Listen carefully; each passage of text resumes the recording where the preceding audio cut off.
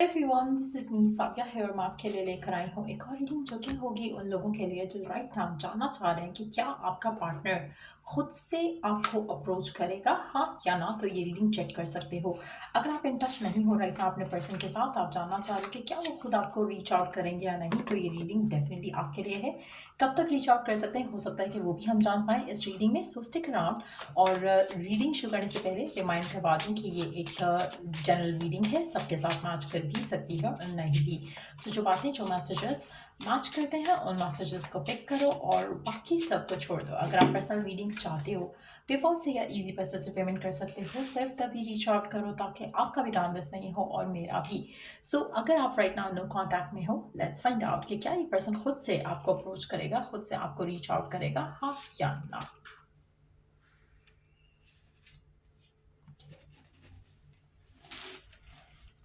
क्या ये पर्सन खुद से आपको रीच आउट करेगा, अप्रोच करेगा, हाँ या ना। Let's see. 3 months, right, wrong,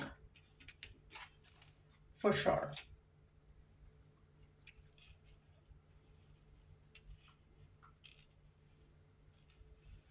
आप में से मेजॉरिटी लोगों के लिए 3 महीने के अंदर अंदर ही पर्सन आपको खुद अप्रोच करेगा, खुद रीच आउट करेगा। आप में से काफ़ी सारे लोगों के लिए पर्सन राइट नाउ इनडिसाइसिव है, लेकिन फॉर श्योर ये डिसीजन जल्द बना लेगा और आपको रीच आउट करेगा। आप में से काफ़ी सारे लोगों के लिए मुझे लगता है कि पर्सन के दिल में आपको लेकर जो फीलिंग्स हैं, इमोशंस हैं, वो डेफिनेटली हैं।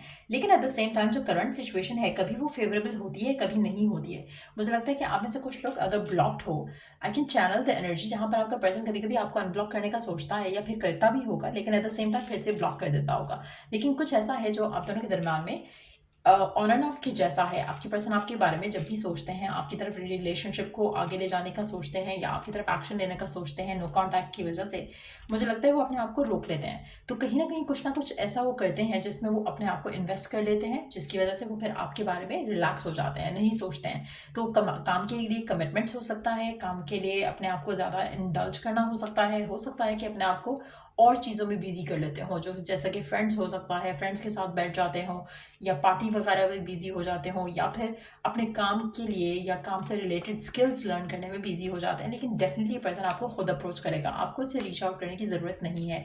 आप ऐसे कुछ लोगों के लिए मुझे लगता है कि मैक्सिमम 3 महीने का टाइम आपको स्टिल लगेगा, जहां पर ये पर्सन आपकी तरफ खुद एक्शन लेगा। लेट्स सी कि करंटली ये पर्सन आपकी तरफ एक्शन क्यों नहीं ले रहा है, क्या चीज़ इसको रोक रही है, क्या चीज़ इसको स्टॉप कर रही है। लेट्स फाइंड आउट क्या चीज़ इसको रोक रही है, क्या चीज़ इसको करंटली स्टॉप कर रही है आपकी तरफ एक्शन लेने से। क्या चीज़ है जो इसको करंटली रोक रही है आपकी तरफ एक्शन लेने से। क्या चीज़ है जो इसको रोक रही है फिलहाल आपकी तरफ एक्शन लेने से। क्या चीज़ है जो इसको रोक रही है।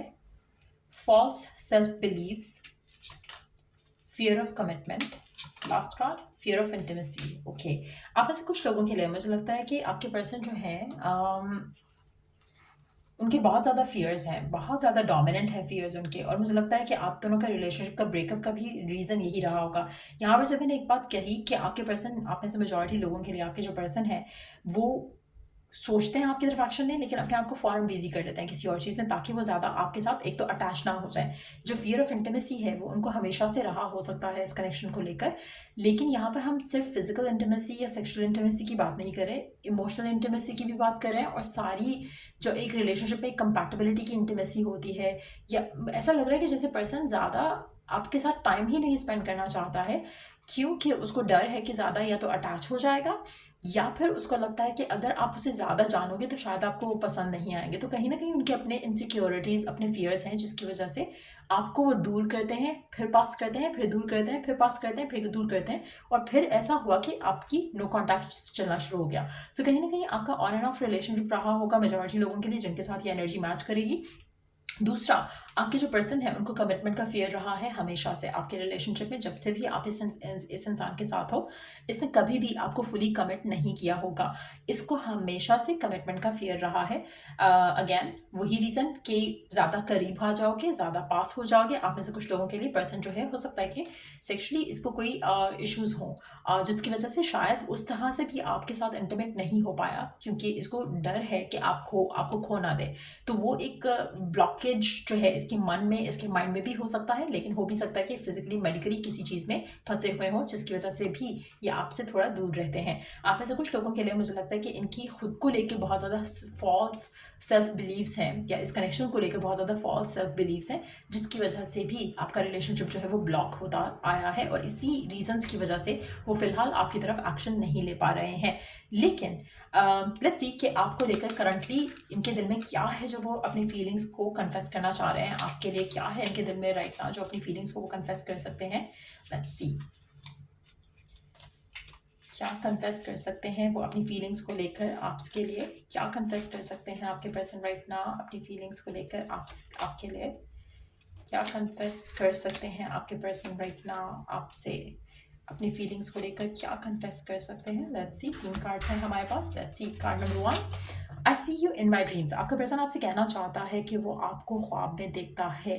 दैट मीन्स कि डेफिनेटली वो आपको सोचते हैं, डेफिनेटली वो आपको मिस करते हैं, आपके बारे में एक तो वैसे भी ख्वाब देखते हैं, डे ड्रीम करते हैं, और दूसरा आप उनके ख्वाबों में भी आते हो। कन्फेस कर रहा है पर्सन यहाँ पर, I care too much what others think.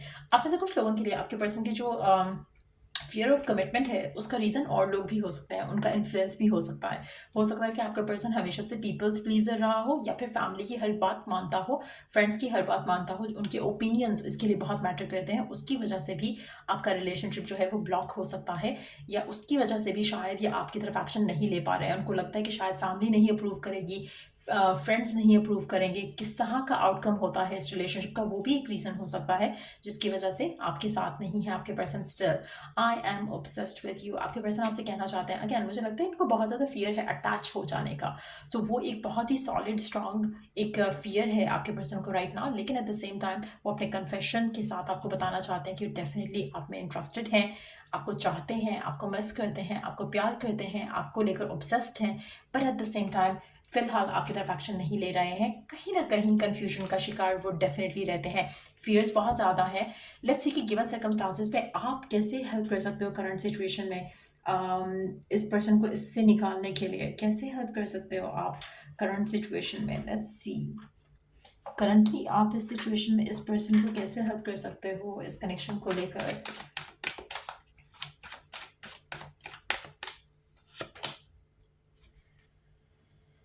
पे attention to the red flags, the signs are cautioning you. आप में से कुछ लोगों के लिए मुझे लगता है कि आप जानते हो जो भी ब्लॉकेजेस हैं, जो भी रीजंस हैं, जो रेड फ्लैग्स हैं इस कनेक्शन में, वो आप जानते हो। आप में से कुछ लोगों के लिए एक चीज़ बहुत ज़्यादा प्रोमिनेंट हो सकती है आपकी लव लाइफ में इस इंसान को लेकर, या तो ये पर्सन जो है वो अपनी फैमिली और फ्रेंड्स का बहुत ज़्यादा ओपिनियन मानता है। कुछ लोगों के लिए मेडिकल जो एक रीज़न मैंने मेंशन किया वो भी हो सकता है। कुछ लोगों के लिए इसके बिलीफ सिस्टम भी हो सकते हैं। लेकिन आप क्या कर सकते हो, आप पहले तो इन चीज़ों को एक्नॉलेज करो कि ये रीजंस हैं, फिर उसके बाद आप अपने एंड से मेडिटेशंस करके इस रिलेशनशिप को हील करने की कोशिश करो, इस पर्सन को हील करने की कोशिश करो। और फिर जैसे कभी कभी होता है ना कि हम तो एक्नॉलेज ही नहीं करते हैं कि एक्चुअल इशू क्या है। जब आप इशू को एक्नॉलेज नहीं करोगे आप उसके लिए सोल्यूशन नहीं ढूंढोगे। सो करंटली आपको इशू को रिजॉल्व करने के लिए इशू को एक्नॉलेज करना है, रिकॉग्नाइज करना है कि हाँ ये इशू है। उसके बाद स्टार्ट मेडिटेटिंग अराउंड इट, तो उससे आपके रिलेशनशिप की जो करंटली सिचुएशन है वो जो है फिगर आउट होना शुरू हो जाएगी। सो ये थी रीडिंग आप लोगों की। अगर आपको इस रीडिंग से हेल्प मिला हो, गाइडेंस मिली हो, तो लाइक शेयर और सब्सक्राइब ज़रूर करो। और till I do the next reading आप लोगों के लिए टेक केयर एंड बाय।